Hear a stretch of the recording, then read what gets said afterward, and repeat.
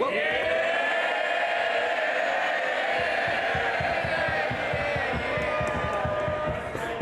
Mr. Speaker, can I just say, don't damage the furniture. Cheer him by all means, but don't damage. Come on. Mr. Speaker, this morning I had meetings with ministerial colleagues and others. In addition to my duties in this House, I shall have further such meetings later today. Thank you, Mr. Speaker, and may I welcome the Prime Minister. The first British Asian Prime Minister is a significant moment in our national story. And it's a reminder that for all the challenges we face as a country, Britain is a place where people of all races and all beliefs can fulfil their dreams. That's not true in every country, and many didn't think that they would live to see the day when it would be true here. It's part of what makes us all so proud to be British.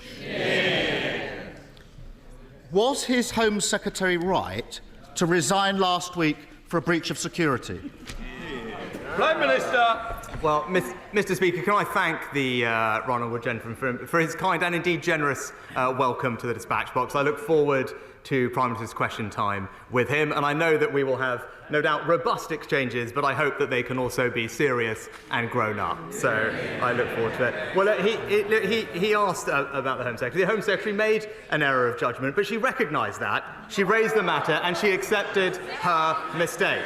And that's why I was delighted to welcome back into a united cabinet that brings experience and stability to the heart of government. And let me tell you, Mr. Speaker, what the Home Secretary will be focused on. She'll be focused on cracking down on criminals, on defending our borders, while the party opposite remains soft on crime and in favour of unlimited immigration. Mr. Speaker, he mentioned the last few weeks. I am the first to admit that mistakes were made, and that's the reason I am standing here. But that is the difference between him and me. This summer, I was being honest about the difficulties that we were facing. But when he ran for leader, he promised his party he would borrow billions and billions of pounds. I told the truth for the good of the country. He told his party what it wanted to hear. Leadership is not selling fairy tales. It is confronting challenges, and that is the leadership the British people will get from this government. Mr. Speaker, I think everyone should watch the video and make their own minds up. In public, he claims he wants to level up the north, but then he boasts about trying to funnel vital investment away from deprived areas. He says one thing and does another. But they're shouting. They're not my words. They're not my words. They're the words of the former chair of the Tory party, sacked yesterday for telling the truth about the Prime Minister. Even his own side know he's not on the side of working people. That's why the only time he ran in a competitive election, he got trounced by the former Prime Minister, who herself got beaten by a lettuce. So why doesn't he put it to the test, let working people have their say and call a general election?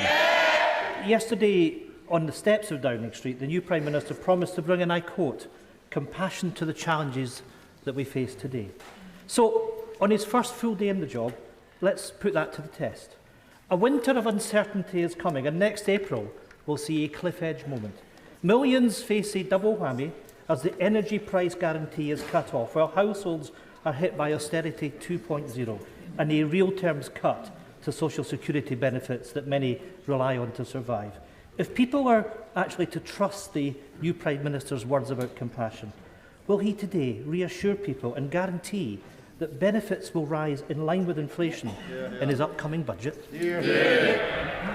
Well, Mr. Speaker, I thank the right honourable gentleman for his, again, kind remarks. And what I can tell him is my record on this is clear. Through the difficult times that we faced in this country through COVID, I always acted in a way to protect the most vulnerable. That's because it is the right thing to do, and those are the values of our compassionate party. And I can absolutely reassure him and give him that commitment that we will continue to act like that in the weeks ahead. Blackford. Yeah, there we go. Mr Speaker, let's test that, because as Chancellor, the Prime Minister slashed universal credit and presided over the worst levels. Well, you know, for the hard of hearing on the Tory side, I might remind them that universal credit was cut by £20 a week and presided over the worst levels of poverty in North West Europe. So I hope that he has learned from his mistakes and guarantees that benefits will rise in line with inflation.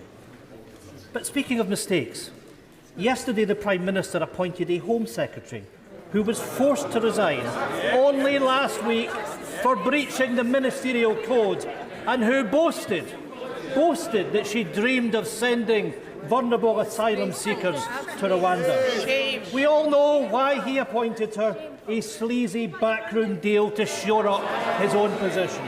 Far from being a fresh start, this is a return to the sleaze and scandal and ghosts of cabinets past. The Prime Minister promised to govern with integrity and humility. So if he has an ounce of either, will he admit his mistake and sack the Home Secretary without the delay? Mr Speaker, I was pleased to actually have a call last night with the First Minister of Scotland. It was important that I spoke to her on my first day in office, because I wanted to express my desire to work constructively with the Scottish Government so that we can work together to deliver for the people of Scotland, and that is what I plan to do. And indeed, I hope crime is one of the things that we can collaborate on, because he will know that violent crime is rising in Scotland and police numbers are falling, whereas here we are increasing police numbers, Mr Speaker. But I look forward to working with the Scottish Government on our shared challenges, because I believe in a strong United Kingdom. Now, we in these benches believe that Scotland's best future is independence in Europe.